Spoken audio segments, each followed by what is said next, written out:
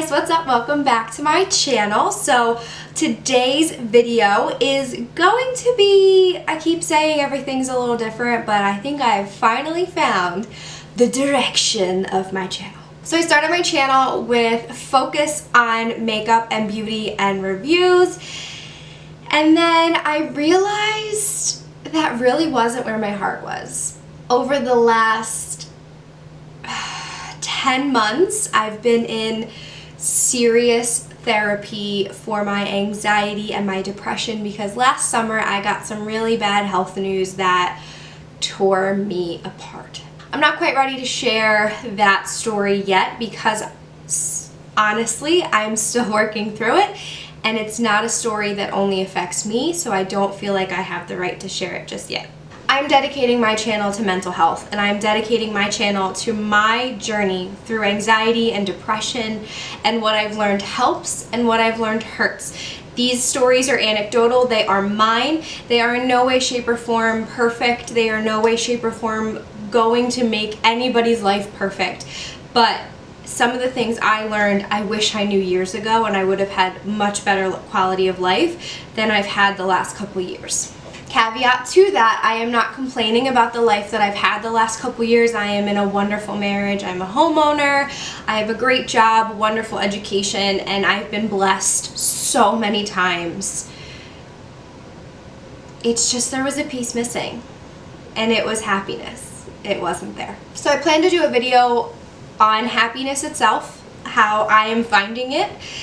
This video is going to be just one part of a very long series on anxiety, what I've learned, and how I'm dealing with it. So without further ado, I'm going to give you the 5 lessons I learned when I deleted my social media. Social media, as we all know, is a wonderful tool. I have an extremely large family. My dad is one of 11. I have 27 first cousins before anybody got married. That is 27 blood cousins. And most of us are married now, let alone the next generation of my family having children, my cousins having children. There's a lot of us. So to even fathom keeping up with everyone, first of all, is pretty much impossible. But social media has made that journey easier. It has brought me an amazing confidence in myself, my ability. I have learned that I have this weird artistic ability with makeup that I never knew that I had. So before I get into how social media destroyed my mental health, I want to focus on the good parts and the reasons why I don't think social media needs to go away completely. I think it has helped me gain confidence. It's helped me learn what I needed to learn about myself. And it's a really good way to learn what your triggers are with your anxiety. My triggers, honestly, are political conversations. I don't like them.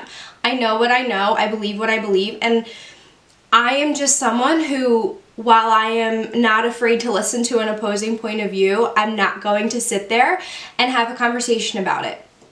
It doesn't make me right, it doesn't make me wrong, it's just I know what I need to do to preserve my mental health. So social media taught me that. Social media has really opened my eyes to a lot of things in the world that I never would have noticed. But social media has destroyed my mental health. There are a lot of things that have destroyed my mental health. I have never been emotionally stable, so like, it's not the only thing, but like, it's a big part. So here we go. A week and a half ago, and it's only been a week and a half, I get it, placebo effect. We're gonna do the same video in about 3 weeks after I've been off social media for 30 days. And I kind of been cheating with TikTok because I like to look at all the dogs on TikTok. So like, I'll spend like an hour and look at all the dogs, and then I'll delete the app. I'm not perfect. The first lesson I've learned is not really something I didn't know before, but something I never really understood, and it's that comparison is like evil. Social media gives you an opportunity to keep up with everyone else in your life, but it also is a highlight reel. I've said it on my channel, I've said it on my Instagram. That's why when I had an Instagram, I always did my stories with no makeup and glasses on because, like, that's me. Social media is the easiest way for your mind to try and trick you into believing you're not enough. You don't have enough. You're not great enough. You don't have enough of this. You need to buy more of that. Social media is a wonderful tool for businesses, but it's a horrible tool for someone who doesn't have any self-control. That's me. Social media taught me that I wasn't enough. Social media taught me that I had to be as good as my friends on YouTube. I had to have the sub counts that my friends on YouTube have.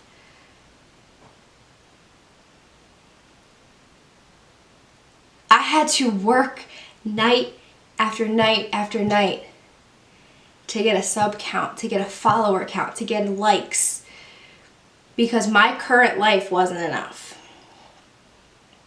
Let's go back. I have a healthy, happy marriage. I have a roof over my head. I have a zoo of 4 animals. I have a great job. I'm able to support my entire household on my own if I had to. Why isn't that enough? Social media takes the average person and the average life and throws it out the window. You have to be influential. You have to be a world changer to be average. Another video I'm going to film is a very big question that I have, and it's kind of along these lines, and it's, in today's world, something shifted, and being a great, influential world changer has become average, and being an average person is not good enough. And I personally believe that social media has an impact on that. So lesson number 1, I have never felt more enough than I have in the last week when I had nobody to compare myself to. Comparison is healthy. Comparison is a wonderful way to get yourself better, but compare yourself to 6 months ago. Compare you to you 6 months ago. Me a year ago? When I tell you I don't know why my husband stayed with me, I meant it. I mean it.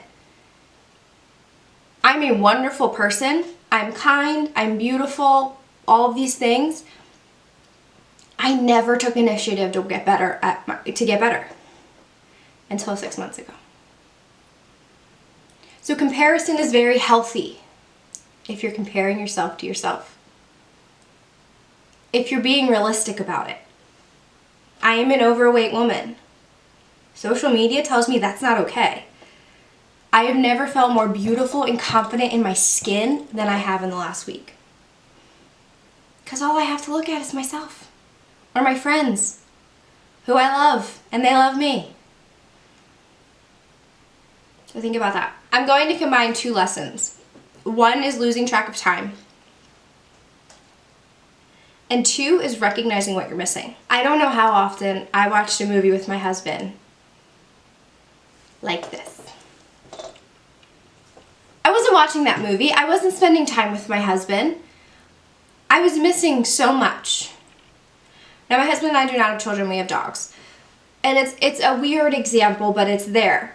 And I didn't realize how many moments I missed of my dogs playing, or I missed of just spending time with my dogs or my cats.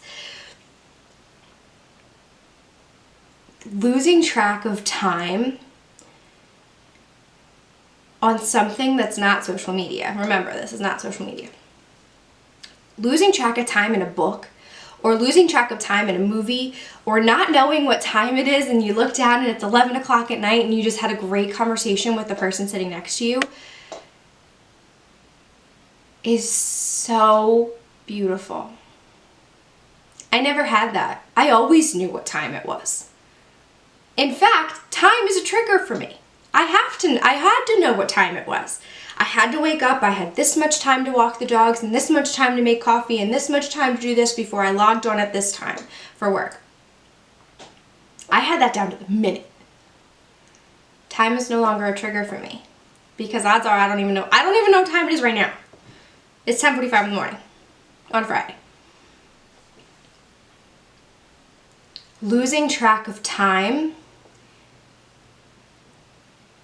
is making me realize how much I didn't live my life. This is really dramatic, okay? I get it. But this is what I'm saying. Being caught up in always having my device in my hand, or always having social media, or always having something to do while I'm doing something else because I'm just aimlessly scrolling through social media, it was hurting my anxiety because I always knew what time it was. I always knew what was going on. I always was up to date on everything, which isn't a bad thing, but I wasn't living. I was so addicted to knowing what was going on in everybody else's life. I forgot to realize what was going on in my own. I was so focused on knowing what time it was so that I could get all of these things done that I forgot how wonderful it is to just not know what time it is and have fun. Responsibly, obviously, I don't need to say that. I'm getting my work done, I'm doing my hours at work. But there's just something so special about losing time. Having a fun conversation with a spouse, with a partner, with a sibling, with a parent, putting your phone down. I've noticed difficult conversations, I'm not as anxious for them anymore because it's just like, okay, well, we're just going to talk it out no matter how long it takes. That time, that concept of time is completely changed for me. Odds are I don't know what time it is if I'm not working. Odds are I no longer eat on the normal schedule. It's just, I just live. I see every moment that my dogs are playing and that they're being bad so that I can correct them. I see every moment. And I didn't have that before. I no longer know what's going on in everybody else's life because I'm so focused on my own and making sure that mine is the best that it can be. Lesson number 4, time wasted. I'm gonna say it. I grouped all the time ones together. I didn't realize how much time I wasted trying to get more followers, or making sure my life looked as good as it could, or making sure I knew what was going on. I wasted so much time. I still do. I waste time now, but I do it productively. My screen time went from 6 hours a day, or 7 or 8 sometimes, to 2. My phone will go 2 days without needing to be charged because I'm spending those 4 or 5 extra hours with a book in my hand, going for a walk, writing, playing with makeup, but the world doesn't always have to see what I create. I'm taking back my time. My screen addiction was causing me anxiety because I always had to know.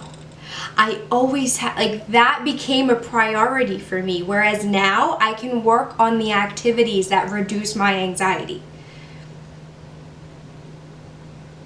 The 5 or 6 hours I spent comparing myself to everybody on the internet, I can spend reading a book, doing self-development, journaling, writing, clearing my mind, talking it out, cuddling my dog, and just doing that. I can do things that are self-care, and I can do things that better my mental health rather than continue to compare myself to everyone on the internet. And the most important lesson I've learned from 10 days of no social media, again, I'm going to redo this video at the 30-day mark, was how beneficial it is to just live a simpler life. I read a book by Emily Lay. It is Grace, Not Perfection, and When Less is More. They're 2 books, phenomenal, highly recommend. Living a simpler life. Another video I plan to do is how clutter hurts your anxiety, from the Clutter Queen. But living simpler and not having so much to keep up with and not having so many obligations behind the scenes on how to make sure you're doing what you need to do helps your anxiety, helps my anxiety. Because without social media, I had to find stuff to fill my time. And sometimes it was just sitting with myself in a quiet room, which is scary. That is scary when you have a mental illness. Because you don't want to believe your brain, but you don't know how to retrain your brain unless you sit with it. So nobody actually gets better. Sitting with myself in the quiet is one of the best things I could have done. It's how I learned that time really wasn't a trigger for me. It was the impression I made on other people.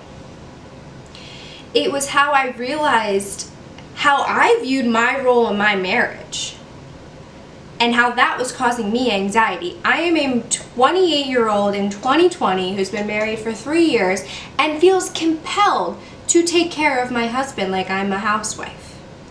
I would have never known that if I didn't sit with myself and ask myself, okay, whoa. I can't distract myself with my social media. I have to sit there. I have to figure it out.